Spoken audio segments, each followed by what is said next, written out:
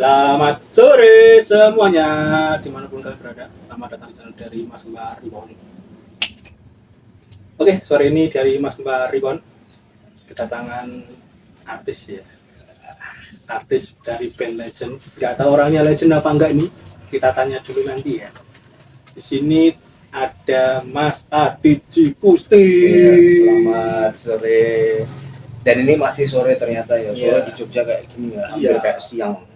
Apa kabur? Apa kabar Mas Adit? Alhamdulillah baik, sedikit kecapean. Sedikit kecapean. Ini Mas Adit ini bagian ketipung ya Mas ya? Saya enggak, saya waktu itu icik-icik Mas. Oh icik-icik, tadi icik-icik. Tambahin, Icik-icik. ya. Enggak ada desnya. Oh enggak ada. Carlo ya. Oh Carlo, oke. Beda.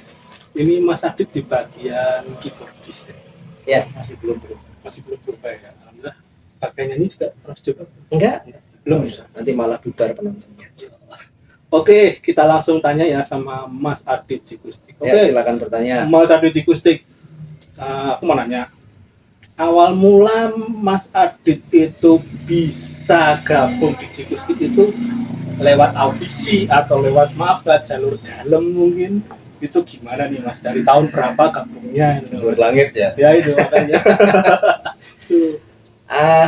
Sebenarnya udah lama banget ya saya nggak ditanya pertanyaan ini ya. Jadi saya itu bisa gabung di Jikustik pertama karena memang kebetulan saya itu kan temenan dengan Ica ya waktu itu. Jadi Ica itu kan teman saya di sekolah SMA. Ya, pernah SMA Mas? Saya tuh pernah. SMA-nya kebetulan sama dengan saya. Ica itu kan waktu itu mau kuliah di Jogja sehingga dia mungkin dari tempatnya pindah menuju ke Jogja. Dia masuk SMA dulu. Nah itu satu SMA dengan saya. Nah di situ saya satu band dulu sama Ica gitu, tapi bukan Jikustik gitu. Indie ya. Zaman dulu nggak ada nama indie ya, jadi pokoknya nama aja band-band lokal aja gitu. Nah terus habis selesai itu mungkin lebih menuju ke profesional. Kebetulan saya sih lebih menuju ke arranger seperti itu, sehingga saya setelah berhenti band itu saya itu banyak ngerjain musik-musik untuk misalnya TVRI Jogja gitu kan. Nah sementara Ica ini bergabung dengan Jikustik duluan. Jadi ya, Jikustik waktu itu masih main kafe gitu ya di tahun mungkin 98 atau 97 kira-kira ya. Nah terus udah gitu ternyata Jikustik ini rekaman indie. Nah itu ada namanya indie kalau itu ya. Karena waktu itu memang radio menyebut kami itu indie. Indie itu temannya siapa?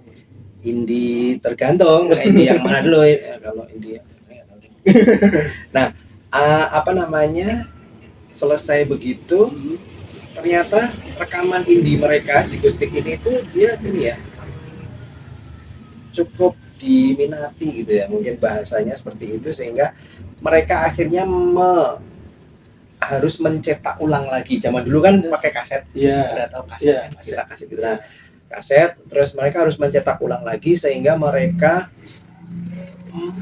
mencari studio di mana bisa mastering ulang. Karena mungkin waktu itu yang pertama itu belum di mastering gitu ya. Jadi mereka merasa kurang, terus gimana caranya gue harus mastering ulang biar bagus supaya dicetak ulang itu hasilnya tidak lebih buruk kan gitu, karena kan pita kan. Nah kebetulan mereka ke studio di tempat kakak saya punya, itu namanya waktu itu masih Woodles gitu. Mereka ini mastering di sana. Nah kebetulan dari pihak Woodles ini malah merasa tertarik. Wah ini kok sebenarnya materi ini bagus gitu, tapi saya rekamannya mohon maaf waktu itu agak kurang bagus gitu kan ya, karena teknologi dan karena mungkin biaya atau bagaimana saya nggak tahu. Nah mereka meminta Jikustik untuk merekam ulang seluruh karyanya itu ya, direkam ulang. Kamu tak produce ya, tapi direkam ulang, semuanya itu direkam ulang. Nah, pada waktu proses itu pemain keyboardnya itu sudah selesai kuliah kalau saya nggak salah, namanya Ivan itu sudah selesai kuliah sehingga dia memutuskan untuk kayaknya dia harus pulang ke rumahnya sana di Kalimantan, karena waktu itu memang ya dia harus teman ibu. Nah, sehingga dia memutuskan udah kayaknya gue pulang aja karena masih ada pekerjaan yang harus dia urus di sana. Dia pulanglah ke sana dan menjadi pegawai. Nah di situ kan posisinya kosong, Jikustik nggak punya pemain keyboard. Waktu itu posisi saya masih jalan tour bersama Ceylon Seven. Karena waktu itu Ceylon Seven juga nggak punya pemain keyboard. Habis dulu sama Mas Andi Bayu, tapi waktu itu Mas Andi Bayu itu kemudian merilis album Bayu yang ke saya lupa ya 5 atau keberapa gitu. Bayu Bayu gitu, sehingga dia tidak bisa lagi menemani Ceylon Seven. Nah terus waktu itu Eros Duta itu ke rumah saya terus ngomong, Mas minta ini dong ini gitu, bla bla bla, terus saya akhirnya mau gitu. Nah dari situlah Ica itu kontak saya, dia bilang, Adit kamu kira-kira mau nggak, ini saya punya band, saya nggak punya main keyboard, padahal bandnya Jigustik ini pop banget lah, memang harus ada keyboardnya gitu. Terus waktu itu saya tanya ke kakak saya yang sudah mastering itu, dia bilang, saya tanya, loh Mas ini mastering di tempat kamu ya? Iya. Gimana materinya gitu kan? Terus dia bilang, ini bagus, kita akhirnya memutuskan untuk memproduksi band ini gitu, mungkin ini lebih cocok daripada kamu cuma jadi additional seperti itu gitu kan. Terus saya soalnya ditawari masuk nih, saya bilang gitu. Terus akhirnya singkat cerita saya iyakan, masuklah saya di Jigustik. Nah waktu itu sudah ada sih sebenarnya sound keyboard yang direkam sama Ivan ini. Nah tapi untuk kepentingan originalitas akhirnya mohon maaf kita tidak pakai, terus saya rekam ulang semua gitu. Jadi memang benar ya album pertama itu saya semua yang main. Tapi kalau yang di albumnya Jigustik Indie, kalau ada kalian yang punya, nah itu bukan saya sama sekali. Ya, itu beda. Itu masuknya awalnya tahun berapa itu? 99 apa ya kalau nggak salah, 99. Karena tidak lama dari itu, cuma jarak sekian bulan itu, terus kita ada bisa kerjasama dengan Warner itu karena kan waktu itu Woodles itu belum mampu untuk mendistribusikan, sehingga mereka menggandeng sebuah label yang gede lagi dan mereka mau, Warner Music Indonesia. Terus kita dirilis oleh Warner Music Indonesia di tahun awal 2000 ya, 99 akhir. Ya itu, jadi saya masuk itu sebenarnya hampir setengah tahun sebelum atau hampir setahun sebelum itu kira-kira. Itu untuk hit singlenya kan? Maaf ya. Ya Mas Tama.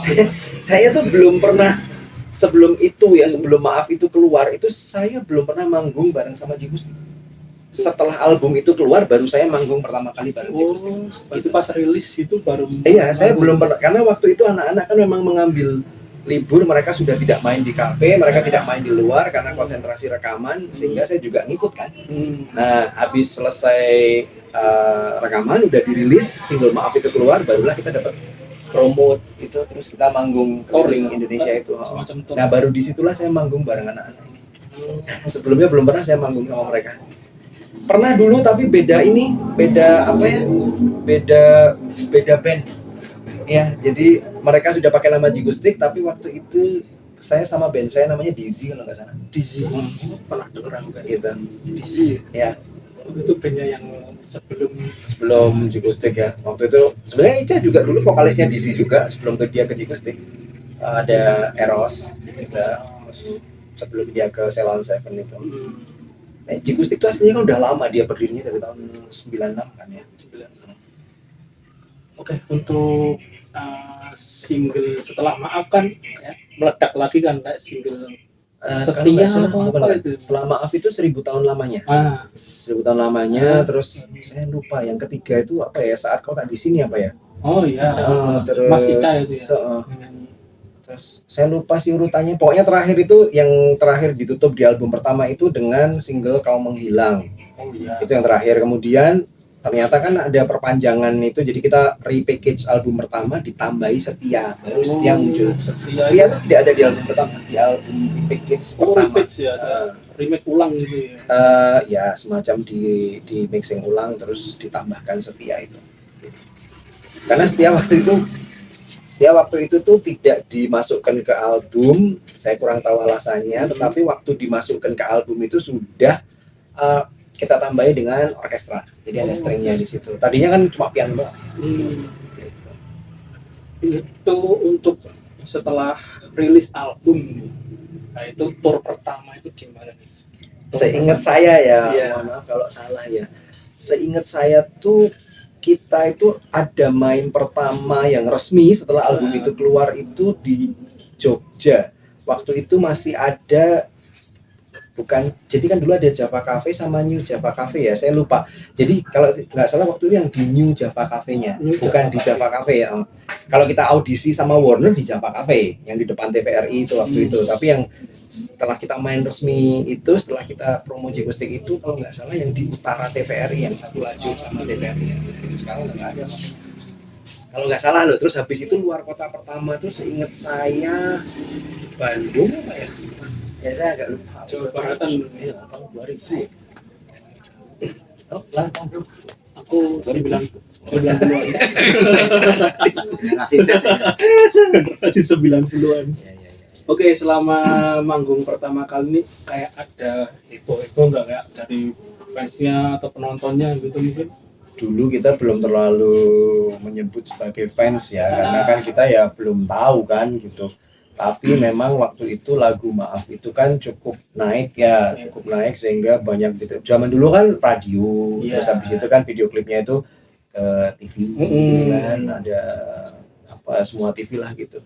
Nah, kita juga tidak menduga kalau pas kita konser itu, yang nonton banyak gitu Iya, ya. Itu ya seneng aja kalau setiap kali yang nonton banyak. Terutama yang paling menyenangkan adalah ketika mereka tahu lagu yang dimainkan. Nah, itu cukup menyenangkan. Mereka ikut nyanyi, mereka happy, dan mereka bisa minta. Tapi waktu itu belum bisa minta sih. Maksudnya karena baru album pertama, ya kan. Ya, mungkin belum banyak lagunya ya. Gitu. Terus untuk perasaan Mas Adit nih, wah aku udah masuk ke Jikustik nih, itu tuh kayak gimana perasaannya gitu. Akhirnya aku bisa masuk ke Jikustik, terus gimana? Ya, waktu itu sebenarnya bukan bermaksud ya bagaimana sok-sokan gimana, tapi ya sebenarnya biasa aja karena kan memang itu adalah sebuah band yang waktu itu saya juga sesuai dengan musiknya yang mereka bawa, terus sesuai dengan alirannya, terus ya memang sebuah pekerjaan yang harus saya lakukan ya untuk bisa hidup. Kalau nggak kerja nggak makan. Iya benar. Jadi ya itu yang saya lakukan. Jadi ya kita memang mencurahkan semua pemikiran kita dan usaha kita, kerja keras kita itu di album itu, dan bagaimana promonya dan bagaimana kita main live supaya kelihatan bagus, kelihatan keren gitu.